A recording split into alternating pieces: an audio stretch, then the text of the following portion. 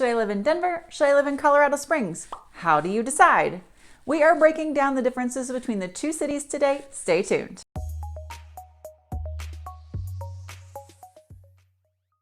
Hey everybody, it's Alyson Wahl with Live South Denver, your real estate strategist and realtor for the South Denver area. So Colorado Springs versus Denver. If you're moving to Colorado, should you consider both areas? Is one better for you than the other? If you're looking at these from out of state, how do you decide from afar? Let's dive right into talking about the differences and similarities between these two cities and see if it can help you figure out if you should be scoping out one, the other, or both.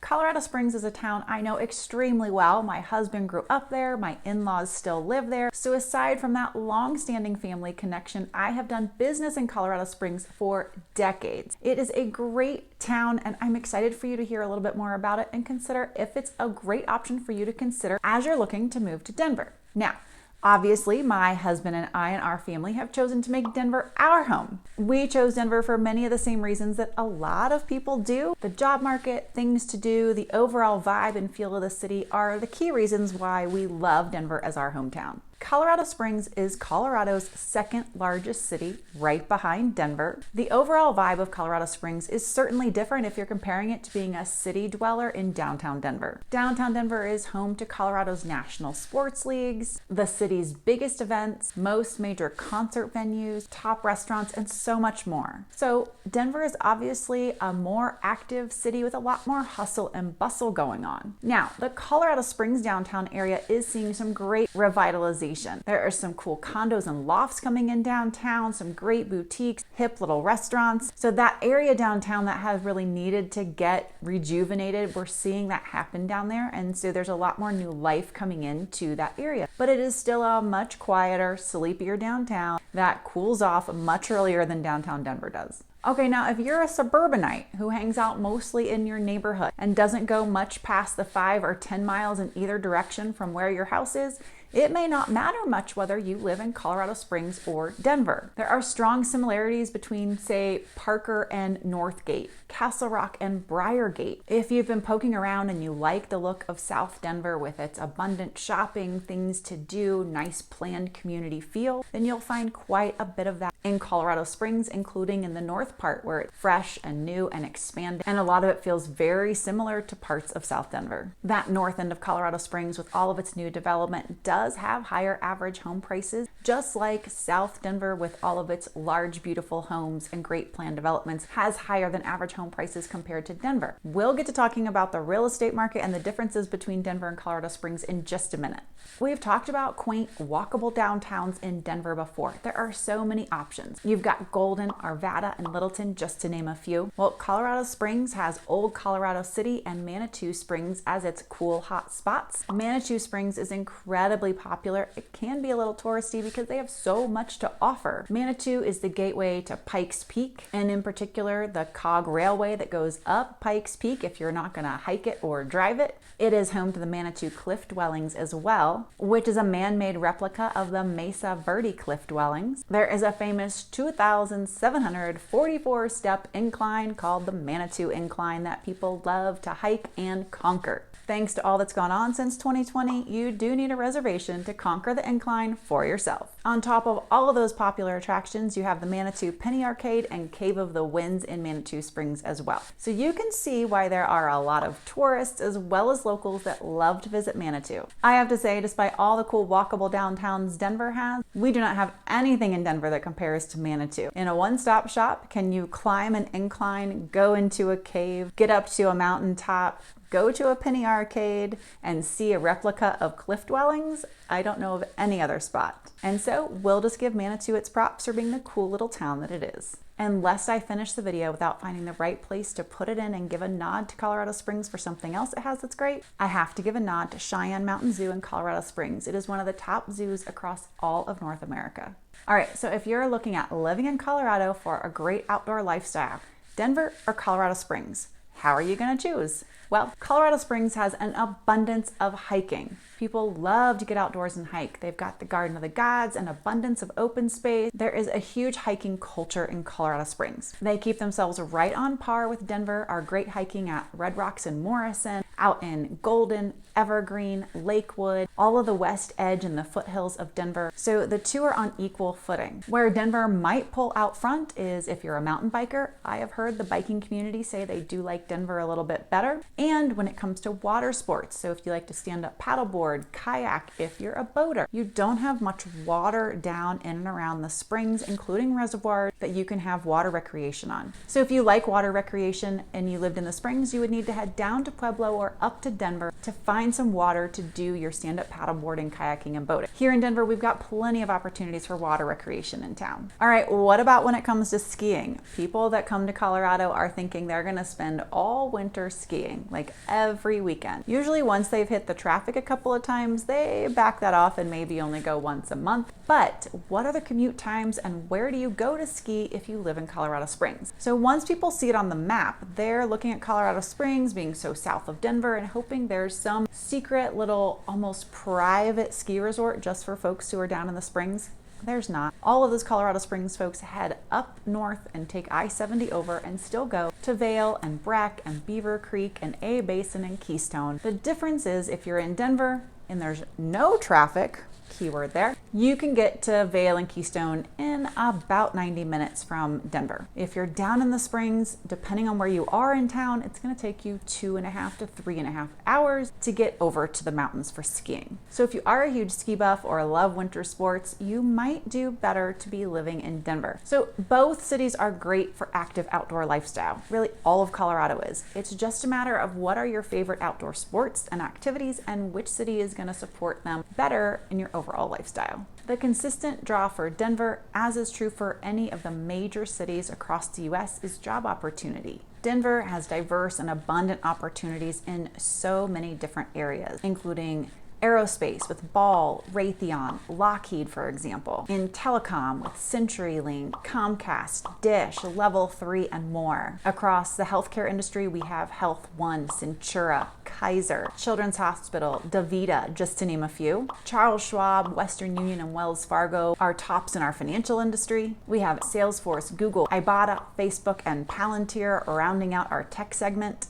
And Denver's long-standing history with the energy sector hasn't faded. It's just been balanced out through the boom and bust cycles with all of these other amazing industries. And Denver is home to 11 Fortune 500 companies as well. Now, Colorado Springs is no slouch when it comes to jobs. Since the Springs is home to 5 of the 6 military installations across the state of Colorado, it would make sense that the military is the #1 employer across Colorado Springs. In fact, the military makes up about 20% of the employment in the city. Other major employers include the aerospace industry, Newmont Mining, the insurance industry with both Progressive and USAA having headquarters in the Springs. Tech companies like BombBomb, major growth in their healthcare industry, and Colorado Springs has the distinction of being the home of the U.S. Olympic and Paralympic training headquarters. So with these 2 largest cities in the state vying for companies, jobs, and people, what do their real estate markets look like? The quick summary is this: Denver's median home price is $100,000 more than Colorado Springs' home price. And that has been tracking this way for quite some time. Today, the median home price in Denver is right around $550,000, while the median home price across all of Colorado Springs is around $450,000. As you may remember from watching some of my market updates, the median means half the homes sold below that price, half sold above that price. So if we narrow our window down to well cared for homes that are 3-bedroom, 2-bath, and have been built since around the 1990s, that gives us around a 25-year window, then we're looking really at about a $375,000 to $500,000 range for most homes in Colorado Springs, and we're looking at about a $475,000 to $600,000 range for most homes in Denver. These are for existing homes because new construction in both cities is a whole different animal. Last year, WalletHub named Denver the #5 top growing city in the US. Well, Colorado Springs made the list too, just a little bit farther down. So with both of these cities booming, what does it mean for traffic? Because sometimes when people are chatting with me, they're saying, hey, I'd like to live in a place that's a little bit more mellow. I don't want the hustle and bustle of a big city and they're asking if maybe a suburb of Denver is right, or, just kind of where is going to fit for that. Well, Colorado Springs has the same density as Denver, and that means traffic is just about equal between the two places. So while one might hope that because Colorado Springs is smaller, traffic is better, that's really not the case. And in talking with a colleague the other day, I asked how they've seen traffic change, and they said, it used to only take me 20 minutes to get across the city, and that was consistent, and now it consistently takes me 30 to 40 minutes to get across the city. Now, I won't shame Colorado Springs on their I-25 traffic. It definitely does not get as sludgy down there as it does up here in Denver. But for those who commute from Colorado Springs to Denver for work, they know that that 90-minute commute is only 90 minutes when the road is clear, the sun's not in your eyes, there's no snow, and everything is working in perfect order. Otherwise, I-25, even down in the Springs, gets a little rough. Now, as you may have heard me mention in other videos, living in Castle Rock kind of splits the difference between Colorado Springs and Denver. You would really be about 45 minutes away from both city centers by living in Castle Rock, which sometimes works great depending on the household needs. Now, one of the other commute factors that comes up is the airport. I have a lot of professionals who travel quite a bit or just want to travel for fun, but want to be within an hour and preferably within 45 minutes of the Denver International Airport. Since there is a toll road that wraps around almost all of the Denver metro area and takes you right out to Denver, it doesn't matter where you live in the Denver metro area, you pretty much are going to be within that 1 hour commute bubble for the airport. The 45-minute mark only constrains you a little bit. So really, you have free reign to live almost anywhere in the city within a 45-minute to 1 hour commute to the airport. Denver's airport offers over 200 nonstop flights and serves 14 international destinations. Now, Colorado Springs does have its own airport. It's the second largest in the state. Makes sense to the second largest city. The downside of the Colorado Springs airport, it has at last count 9 direct flights, excluding the ones that come into Denver. That's it, 9. So the odds are that you would get to and from your destination faster, even living in the Springs, if you were flying out of the Denver International Airport. Your commute to the Denver International Airport from the Springs would definitely be more than an hour, and I have seen that turn off some people that are moving into the state that, love the views, love the home size, love the prices, but they're still in that work mode and they travel a lot. So really, Denver became the focus for them just for that one component. Denver certainly brings the win if you love what big cities offer. Zoos, aquariums, art, history museums, big-time chefs, sporting events, national concerts, and the fact that Denver is just the hub to nearly everything in the state. Now, if you're someone who likes a little bit of a smaller town feel, you can have both of those things in Denver or Colorado Springs. For Denver, I'd encourage you to check out Elizabeth, Colorado, Sedalia, Colorado, Larkspur, Colorado, Louisville, Berthoud, Meade, Timnath, Brighton. Those are all great small towns in and around Denver. Around Colorado Springs, you might love Monument and the Tri-Lakes area, Divide, Florissant, Woodland Park, Cascade, and the Lake George area. Oh, and we cannot leave off one of the most requested things I have about relocating to Colorado: mountain views. Everybody wants a mountain view, and I can't blame you. So which city is gonna deliver the better mountain views? Actually, you're gonna do great in both.